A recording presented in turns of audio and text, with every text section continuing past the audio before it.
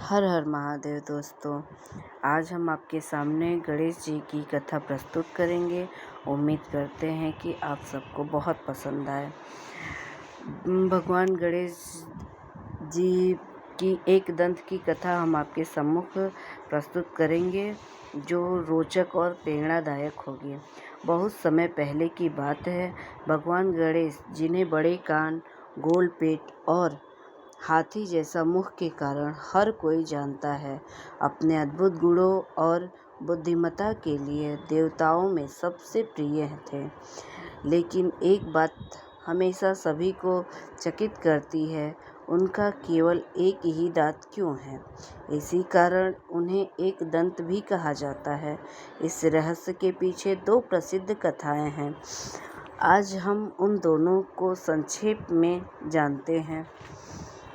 परशुराम और गणेश जी की भेंट। एक दिन भगवान शिव अपने शिष्य परशुराम को वरदान देने के लिए कैलाश पर्वत पर बुलाए, लेकिन जब वहां पहुंचे तो गणेश जी द्वारपाल बने हुए थे।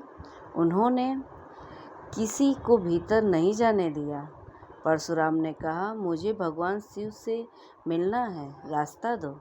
गणेश जी ने शांत स्वर में उत्तर दिया, भगवान अभी ध्यान में हैं, आप प्रतीक्षा करें। परशुराम जी को गुस्सा आ गया। उन्होंने गुस्से में आकर अपने फारसे से गणेश जी पर वार कर दिया। गणेश जी शिव के पुत्र थे और परशुराम जी का फरसा भगवान शिव ने ही उन्हें दिया था। गणेश जी उस वार को झेल गए, लेकिन उनका दांत टूट गया। तभी भगवान शिव और पार्वती बाहर आए। परशुराम को अपनी गलती का एहसास हुआ और उन्होंने क्षमा मांगी। गणेश जी ने उन्हें क्षमा कर दिया और उसी टूटी दांत के साथ जीवन भर रहने का संकल्प लिया। तभी से वो एक दंत कहलाए। अब दूसरी कथा सुनिए। महाभारत की लेखनी यह कथा है, जब महर्षि वेद व्यास भगवान महाभारत की रचना करना चाहते थे। उन्होंने गणेश जी से निवेदन किया, हे गणेश जी, कृपया मेरी रचना को लिपिबद्ध करें। गणेश जी ने शर्त रखी, मैं तभी लिखूंगा जब आप बिना रुके बोलेंगे। व्यास जी बोले, ठीक है, लेकिन आप भी तब तक लिखेंगे जब तक अर्थ समझ में आए। जब वेदव्यास गहराई वाले श्लोक कहने लगे तो गणेश जी को सोचने में समय लगता, और एक समय ऐसा आया जब गणेश जी की लेखनी मतलब कलम टूट गई, लेकिन वो रुके नहीं। उन्होंने तुरंत अपना एक दांत तोड़ा और उसी से लेखन जारी करने लगे। इस महान बलिदान और तपस्या के कारण वे एक दंत कहलाए। इस कथा से हमें बहुत कुछ सीखने को मिलता है। पहला, कर्तव्य के प्रति निष्ठावान। गणेश जी ने द्वार रक्षा में अपने दांत तक का बलिदान कर दिया। दूसरा, ज्ञान के प्रति समर्पण। जब लेखनी टूट गई तो अपना दांत से ही लिख दिए। तीसरा, क्षमा और संयम।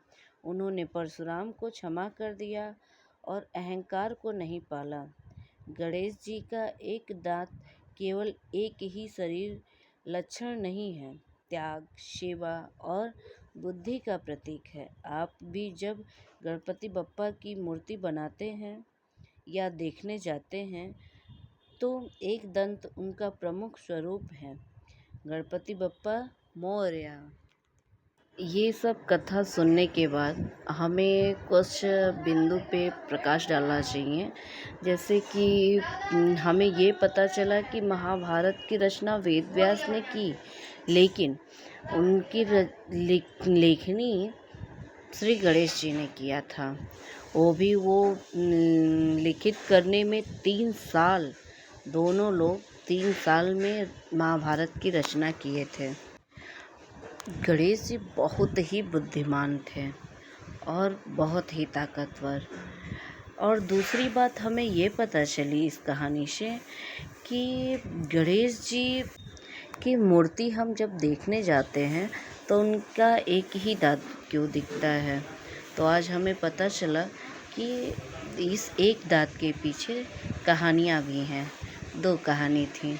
आपको पसंद आए तो प्लीज़ हमारे चैनल पे अगर नए हैं तो सब्सक्राइब करिए, लाइक करिए, शेयर करिए और कमेंट में हर हर महादेव ज़रूर लिखिए।